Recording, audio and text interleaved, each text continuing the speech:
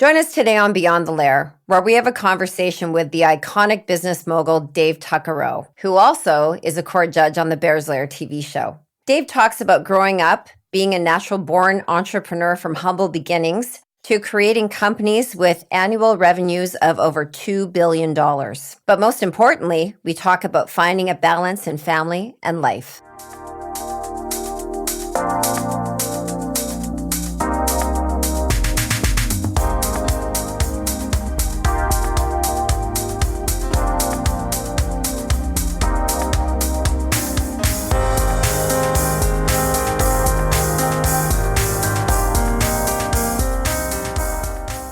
Hi, everybody. Welcome to Beyond the Lair. We are so thrilled to have a very close colleague and one of our best friends, Dave Tuccaro, here today. My name is Gina Jackson Montgomery. I am your co-host. I'd like to introduce my co-host. Hi, I'm Dean Montgomery. I'm Cree Métis from Northern Saskatchewan, and love having Dave here today. Welcome, Dave. I'll tell everybody about our friend Dave Tuccaro here. Dave is a proud member of the Mikisew Cree First Nation in Fort Chipewyan and the president and CEO of multiple successful companies, Tuccaro Group of companies. Dave is very active in the Indigenous and non-Indigenous space and communities. Dave is also the founder of the Northeastern Aboriginal Business Association, which features over 100 member companies with combined revenues of over $2 billion. A member of the National Task Force on Oil and Sand Strategy and the National Aboriginal Financing Task Force, Dave also served as the chair of Aboriginal Business Canada Market Expansion Group. He has sat on the board of the Regional Health Authority as well as the Alberta Chamber of Commerce. As the board of chair of Indspire, an Indigenous-led registered charity that invests in the education of Indigenous people, Dave is helping to set strategic direction for the National Aboriginal Achievement Awards and deepen the organization's support of K-12 education and Indigenous teachers across Canada. He also has 3 honorary doctorates. Welcome, Dave Tuccaro. Thank you. Good to see you guys. You too. I get chills hearing your intro. Your bio. It's incredible. And this is only one to our audience who's watching and listening. This is only a tiny little piece of a 6-page biography for Dave Tuccaro. So we're so thrilled to have you. You are a personal friend. You're a business icon. You have been leading the way in philanthropy for so many decades and really show that there is profit with purpose. And I just really want to put my hands up and thank you for being here with us today. And maybe introducing yourself as you would to the audience and telling our audience a little bit how the great Dave Tuccaro started out. How I started out as a businessman.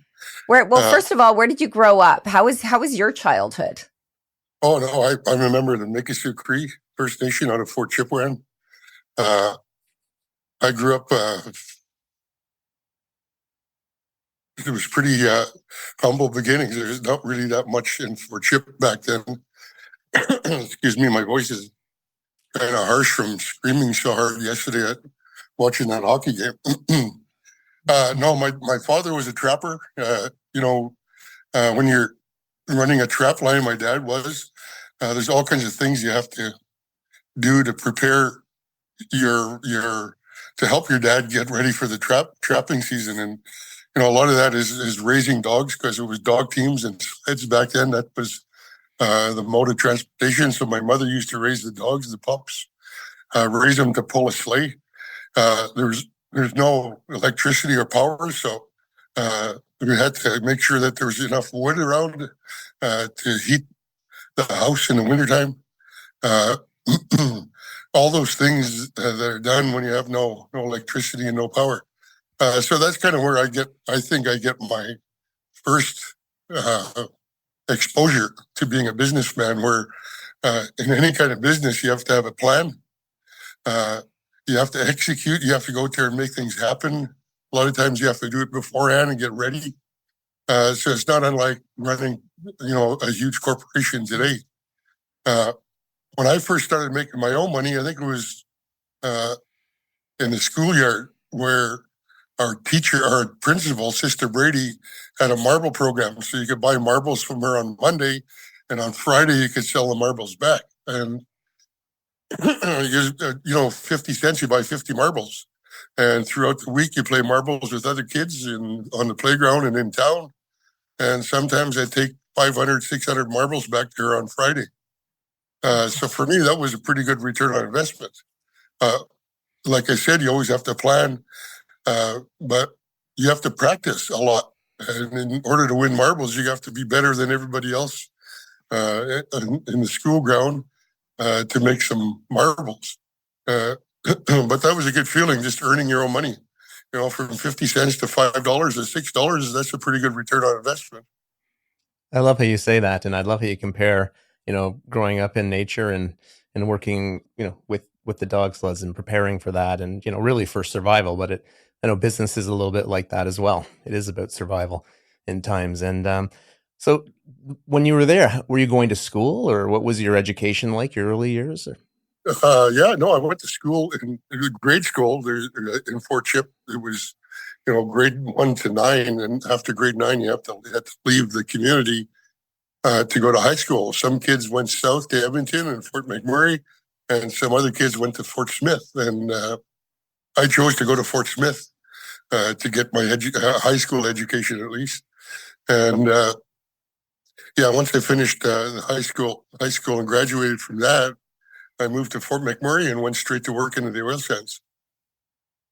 So I know that our audience is dying to know, because we like to take our audience through a journey. What was your first entrepreneurial adventure and business, and how did that go? Was it a success right away, or maybe tell us exactly how that started?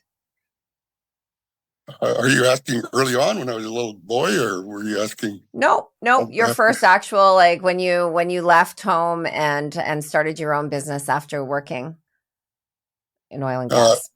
Yeah. I want to go back a little bit too. Not only did I back in the early days help my father get ready for the trap line and stuff. I also worked for my uncle who had 2 horses in town, and he used to haul wood and haul water to people's homes. And so I used to help him hitch up the horses and get all that work done. My other uncle used to manage a pool hall in Fort Chip, and I used to help him there, sweeping floors and cleaning up. And my pay back then was 2 free games of pool. And what I used to do with free games sometimes is sell it to my buddies to get the cash. But you just as an entrepreneur, you're always thinking of ways of making money and looking after yourself, and that's what kind of drove me early on, and what interested me in becoming a business owner myself. When I finished high school and moved into Fort McMurray in the oil sands. Excellent. So what was your first business? What was it called? The first business I started off.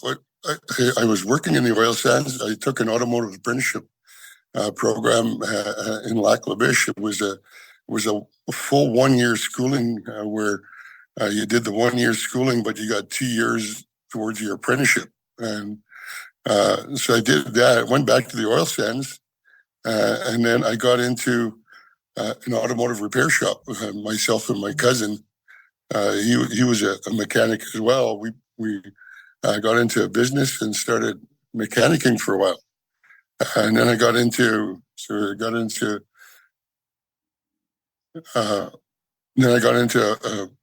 a janitorial service. I got into a bakery. I got into.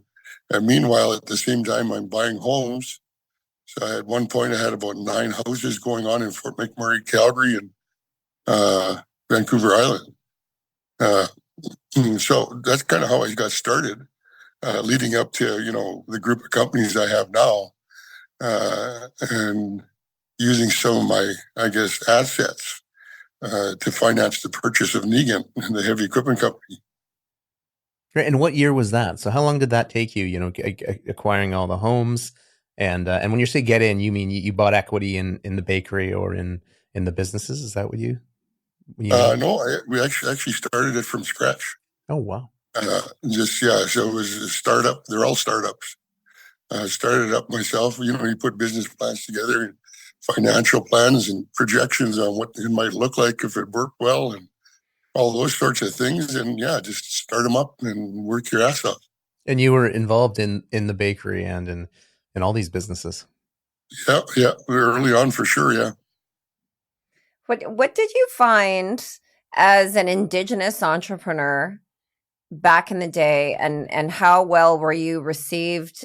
Did you find that there was any kind of racism or people not wanting to do business with you or take you seriously, or did you find it was the opposite, that people wanted to engage? Because reconciliation or reconciliation is a big buzzword right now, and working together, and procurement is huge. Can you tell us a little bit about how any kind of challenges or the opposite that you went through as an Indigenous entrepreneur? There's always going to be challenges. When you start a business and you start working at it, there's already people in that type of business, so you got competition. Usually, those guys, the competition, have a lot more experience and have already the connections and contacts with whoever it is you want to get to work with, and it's hard to break through. So when I purchased Negan, there was already heavy equipment companies working for Syncrude and Suncor. There was only 2 oil sands operators then. And now there's every oil company in the world you could think of are in the oil sands. But there's always challenges kind of breaking through, because you're interrupting or you're interfering with contacts or connections that were already there, that were built over years before I even got there. So you're always going to have I guess, who's this guy? Who's this young guy coming in?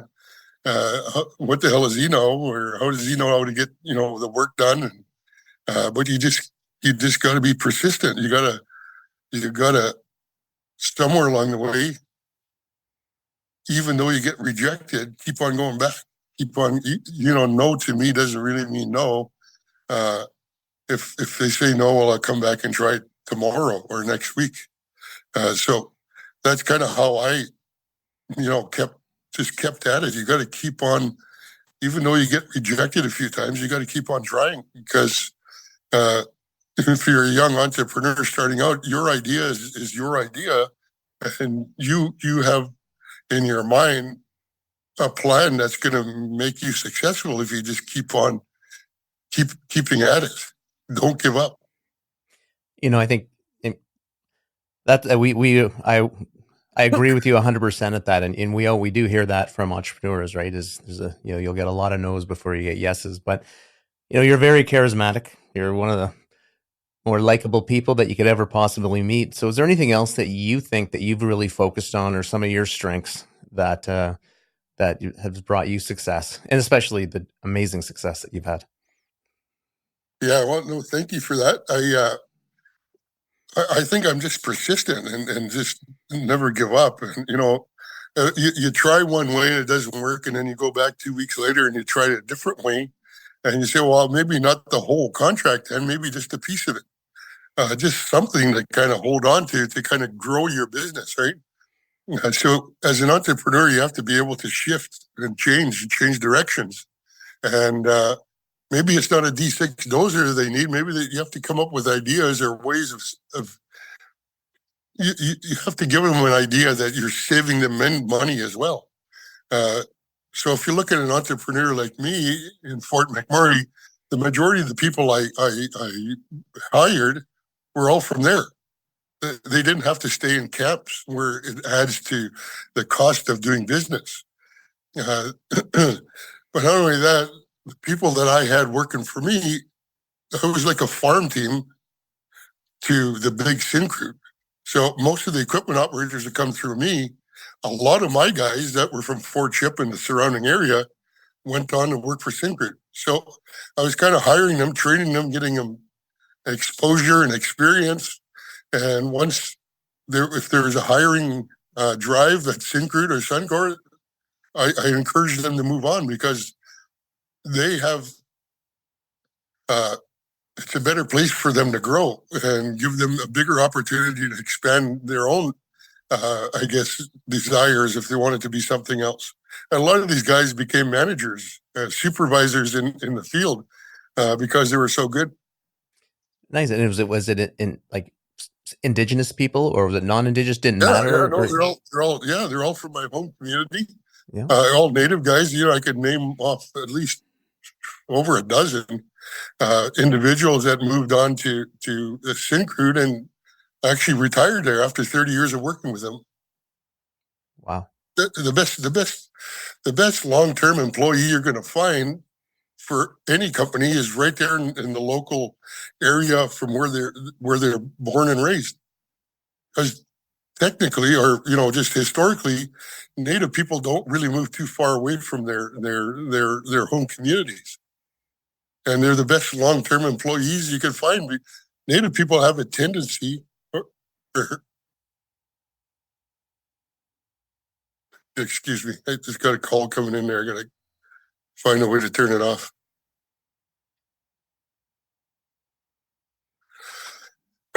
So sorry. You said Native people have a tendency. You cut off on us there. Native people in general have a really good feel for hydraulics.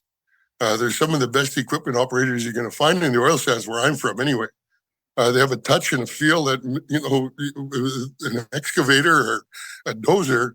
They just have the knack of knowing how to make that machine run properly. So they were early on. They were desirable to the oil sands because of that, and that's how I kind of float all my most of my employees through my company and onto Syncrude. And when that happened, I go back and find some younger guys to train up again and to move them on if they wanted to.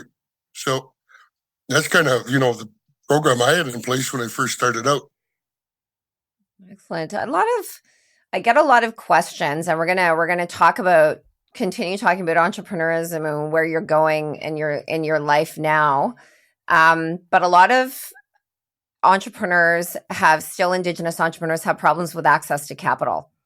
Can you talk about that? Because the scopes of your businesses, from the bakeries to janitorial to up to the level that you are right now, would be your advice, and what is your perspective on present day with access to capital for Indigenous entrepreneurs right now? Good question. Yeah, no, you know what? Early years, there wasn't really that much access to capital at all for Indigenous people because their banks were afraid that if we defaulted on loans that they couldn't access the equipment because we're reserve based. So they're afraid of that. But if you kind of projected now into 30 years, like today, there's all kinds of financial institutions that want to do business with Indigenous people because we have access to a lot of resources that are near and around our communities. So, from at one point being costly impediments to growth for these big companies, whether it's oil sands or forestry or oil and gas or mining, we're viewed as costly impediments because we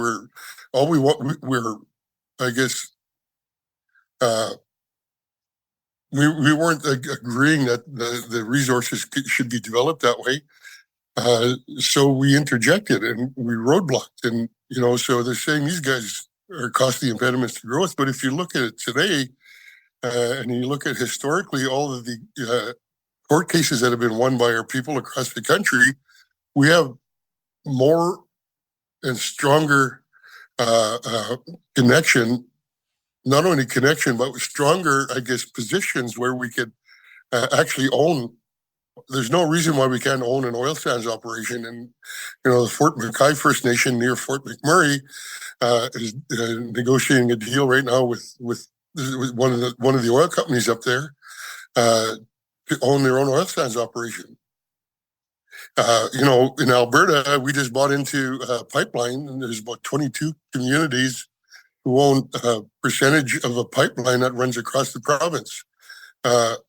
as Mikisew, we own a group of companies. We have a partnership with ATCO Electric, with partnership with transmission lines, electrical transmission lines. So there's more and more opportunities where corporate Canada are realizing now the best way to get access to a lot of these resources is to partner with us, Indigenous people and communities and First Nations, to have access to resource development moving forward because of all the wins we've had in the Supreme Court regarding all this, the resources. Amazing. Was there one point in your career that, that really brought you the most joy, or is a great accomplishment, or where you realize like, wow, look at what I'm doing? Is there a time like that? Yeah, I remember talking to, my management team. I do business plans and budgets and capital purchase plans every year in August. And, I'm a guy that tends to you get the job done, you move on to the next job, and then you move on to the next and the next and the next. And at one point we were sitting around the table and we say, we never celebrate our successes. We have to sit down and take the time to celebrate a little bit, because I'm not the only one involved. Like, there's a lot of people in the background that have been working hard to make our success happen as well.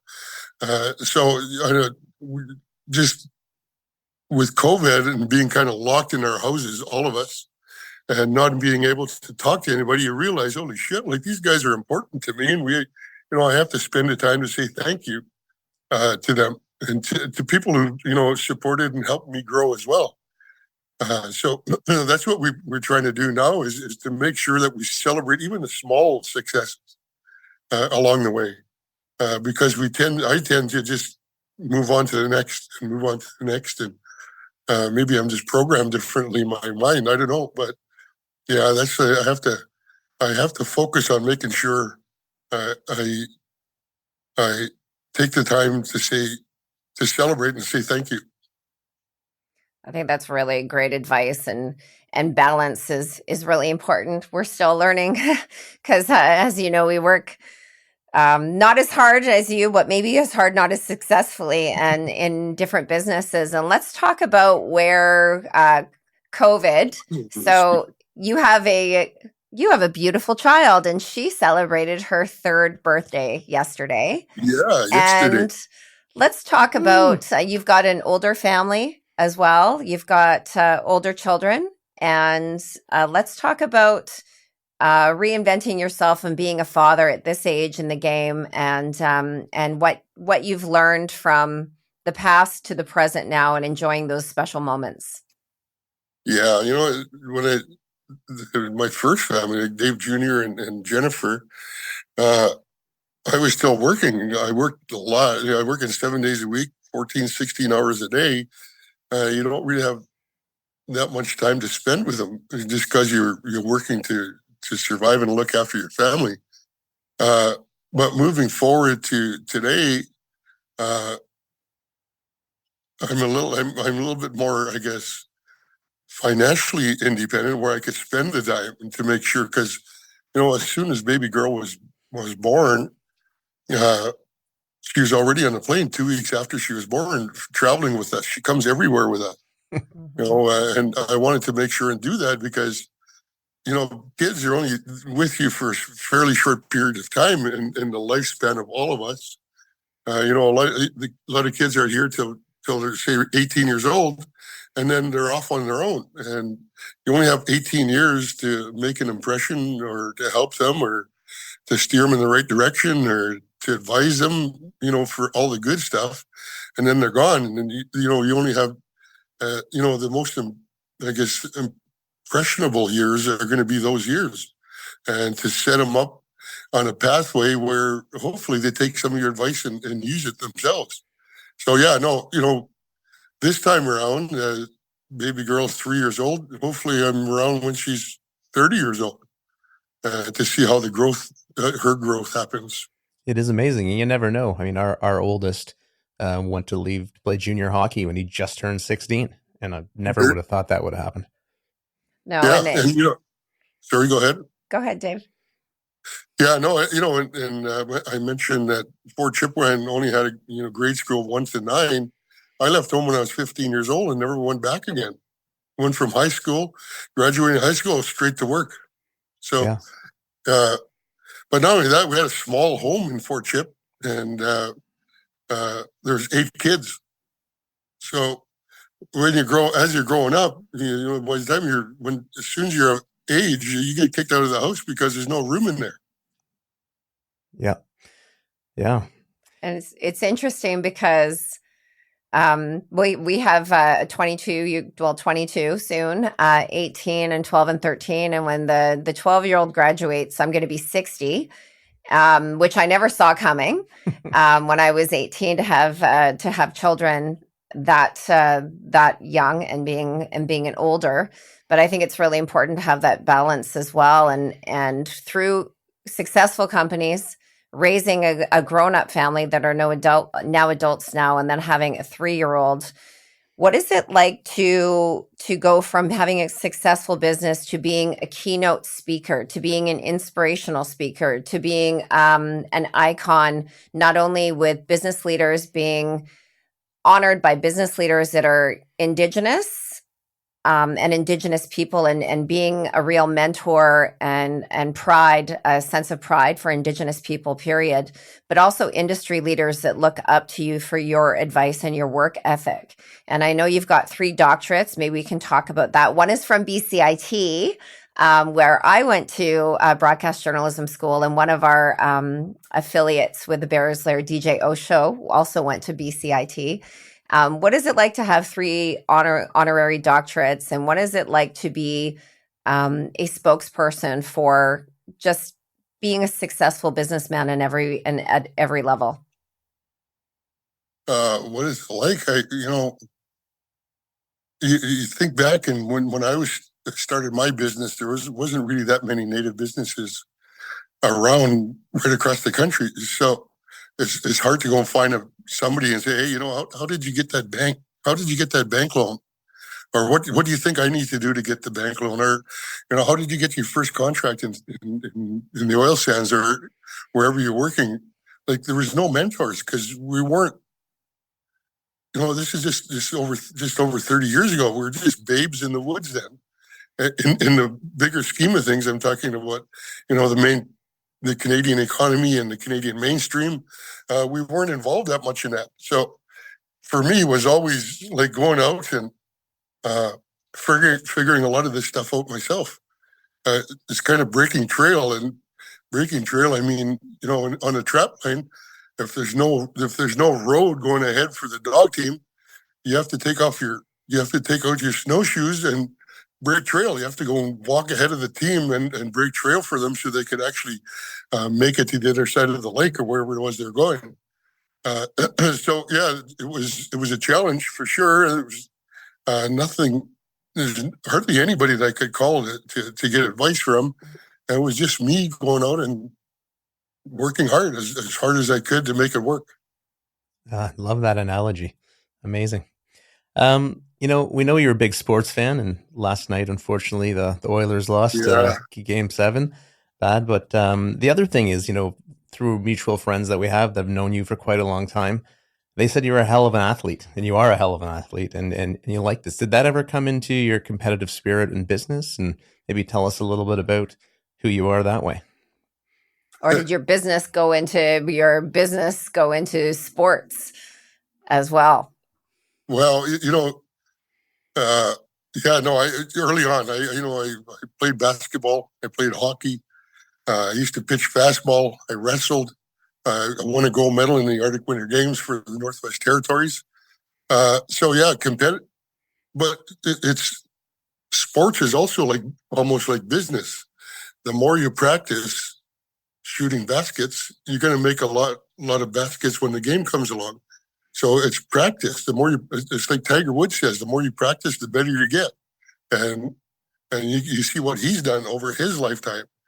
But business is kind of the same thing. You got to spend the time to practice a bit to get yourself ready to be successful in business. But Hey, playing sports for me went right into my mid-30s. I got to a point after a while where I was working so much. To play hockey, we didn't get ice time till midnight. You go home at 1:30, 2 o'clock in the morning, and you just can't sleep. So at some point, I had to just give a lot of that stuff up and focus on my business and making sure that my family was all right. Uh, but sports was it still is now. I love golf. I'm going golfing after I finish talking to you guys today. Even though it looks kind of cloudy and rainy right now, I'll still go because that's what gives me peace and maybe just some time to think a little bit away from the business side of stuff. So yeah, no, sports has been a really big thing in my life growing up for sure. Well, nice. And now let's talk about the Bears Lair, because it's an interesting story, and for our viewers and our listeners, I always say this is that the Bears Lair would not be possible without Dave Tuccaro in any way, shape, or form, because Dave, myself, his beautiful wife Julie, and Dean met, I believe, at a BC Indigenous Achievement Award. And I don't know if that's when you were getting a Lifetime Achievement Award, but I remember sitting talking to you and your beautiful wife at a bar area and introduced Dean, and we talked about exchanging numbers and maybe going out for dinner with the four of us sometime. And that was that. And about 2 years later, and of course, COVID hit. About 2 years later, Dina and I were talking about doing the show like the Bears Lair, an entrepreneur themed show, but Indigenous, and I needed somebody with credibility who would make a really great judge for this programming that people can look up to, where it's not an ivory tower of people looking down or asking for ownership for businesses, that really can platform and elevate entrepreneurs. And you're the first person that I came to. And when we pitched this to APTN, they said, this sounds like great idea, but who would your judges be?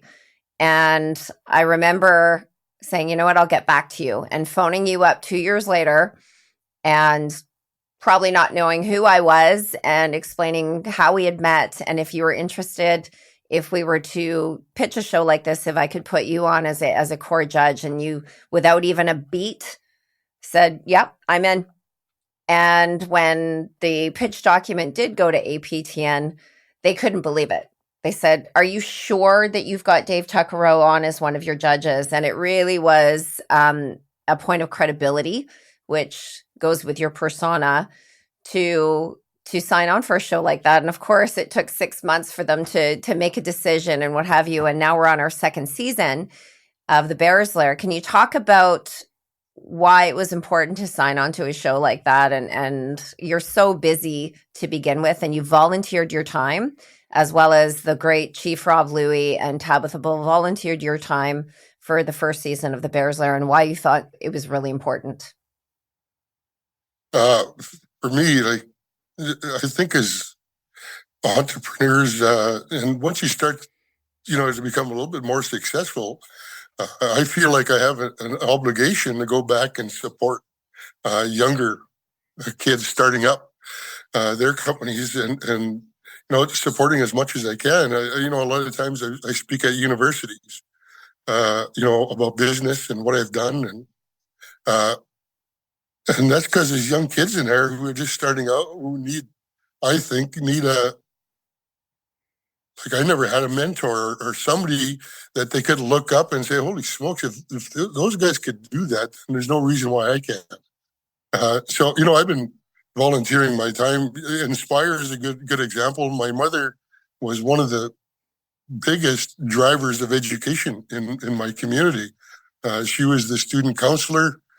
She was the one that went and knocked on my friend's door and saying, how come you're not in school? Like, you should be in school. That's just the way it was in our community. My mother knew everybody, and she was kind of like the one that made sure that all the kids went to school because she valued education so much. And it rubs off on me, and I support that as well. And that's the reason why I volunteered all that time with Inspire. And it used to be, the National Aboriginal Achievement Foundation, and that's the reason why when I got a call from APTN, I chaired the launch of the Aboriginal People's Television Network because I knew that's the network was going to focus on our telling stories of our community and our struggles and our successes and our challenges. And, that's the reason why you go in. You just volunteer your time. I volunteered my time on the hospital foundation and the hospital board. I was on the board of Kiana College just to make sure that we had some sort of input in the direction of healthcare or education or business and if I don't do it and I don't give back, then that voice is never there for them to listen to.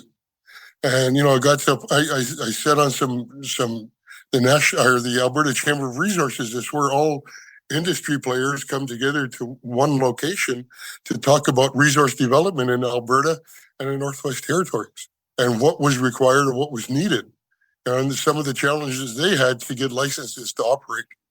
I'm sitting at those tables, giving them my 2 cents worth, and as a result of that, you become, I guess, known to go out and help out wherever you can, and that's what I've done. Most of my life is give back wherever I could, and to see successes. There's another successful business guy out of Fort McMurray. Dave Boucher and Nicole. He's from Fort McKay. Dave Boucher used to work for me as an equipment operator. I have yet another young guy that kind of gives me, makes me feel good about supporting and helping. Another young guy, his name is Mike Deraje. He started as an apprentice welder, got his journeyman certification, and then started his own company, a mobile welding operation where you have 5-6 trucks that are running out in the oil sands as a mobile operation where you could go and do welding projects outside of his shop. Those kinds of stories is what kind of keeps me happy and excited about the youth that are coming forward. With Bears Lair, you see the excitement of all these young people coming, presenting their business ideas to us. Excuse me, and you can see the excitement in their presentation, in their voice, and their mannerisms, and you could just. And that was me 30 years ago. Like there was nobody that was going to get in my way for me and my business to be successful. I was just going to keep on driving hard.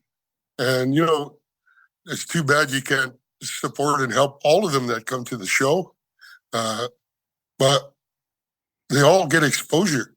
I never had the opportunity to get exposure like they do, today through Bears Lair. And all those kids, a lot of these kids are going to be successful no matter what.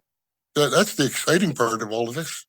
Yeah, it's amazing. I remember, it was probably 2012, and that's when I first met you. I was working with the BC Mining and Training Association, and you would just poke your head in when you're downtown to say, how are things going, and is there anything, and you give some advice, and you just have so much time for people and help, and very much like Gina as well. So, you really are, the two of you, offering so much to people, and you're not asking for anything back, and it's just wonderful to see. Yeah, no, you can only just light the fire, and they have to take it. We have a responsibility to support them, but they also have a responsibility to get ready, to have all the ducks in a row, the business plans, the financial plans, your the things you need to get a business up and running, and then you have to go to work, hard work. So they also have a responsibility to make sure it's successful. Nothing comes easy. No, nothing does come easy. And I think this is a time right now where there's trailblazers like yourself, where there's mentors, where there's opportunities to platform and showcase yourself, like on shows like the Bears Lair. Education's a huge part. Kids camps, getting education. I mean, having a podcast, being in your 60s, having a beautiful 3-year-old daughter, an incredibly gorgeous wife, very successful businesses. And it's just a true testament that if you give back, that life will reward you in so many positive ways. And we just want to thank you so much for being who you are. And are you watching the Bears Lair? Are you watching yourself? Yeah, no, yeah, for sure. And it's like the first season, right? You sit there and say, "Well, I remember that presentation. I remember that presentation." Then you think back and say, "Oh, there was another presenter that was there that should have won too." Oh, I know. It was very close last year with the canine. I see the affinity with the dog connection now because it was Alberta canine, and they were very close, and they were in the finals last year. And now season 1, and it seems like forever and a day. Season 1 has been picked up by CBC Gem. It's on Air Canada. Awesome. It's on Apple TV. It's on Lumi, and of course our lovely APTN. And season 2 is on episode 4 right now, and again, somebody's going to win $100,000, and we're really excited about having you as part of season 2. Is there any quick advice, because I know you've got to go and we've got to drop kids off as well? Any quick advice to entrepreneurs that are listening right now, besides the perseverance and how they can get to the next level if they want to go into business and become the icon like you are? Just, I guess, back to what we're just finished talking about. The more you continually give, the more you continually have. And whether that's, giving your time, sometimes you're too busy. You just sponsor, a youth team to go and play hockey or basketball, or and just taking the time to listen to some of these young kids.